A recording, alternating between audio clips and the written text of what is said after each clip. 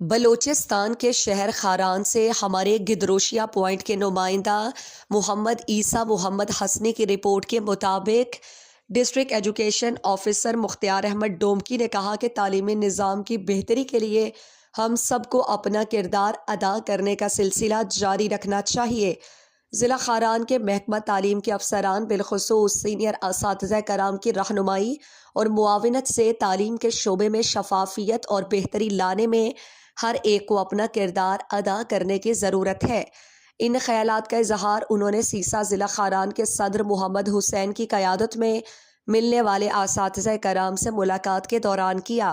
ملاقات کے دوران ضلع خاران میں تعلیمی نظام کے حوالے سے گفتگو کی گئی اور سینئر اساتذہ کرام نے یقین دلایا خاران میں تعلیم کی بہتری اور فروغ کے لیے ہم اپنا کردار ادا کریں گے، کیونکہ اساتذہ قوم کے معمار ہیں۔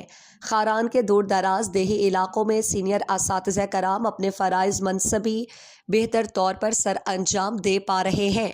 جہاں تک سرکاری سکولز میں بنیادی سہولیات کی ضرورت ہوگی، وہاں پر صوبائی حکومت بالخصوص محکمہ تعلیم خاران کے ذمہ داران کے نوٹس میں لائیں گے تاکہ بروقت ان مسائل کے حل ممکن ہو سکیں۔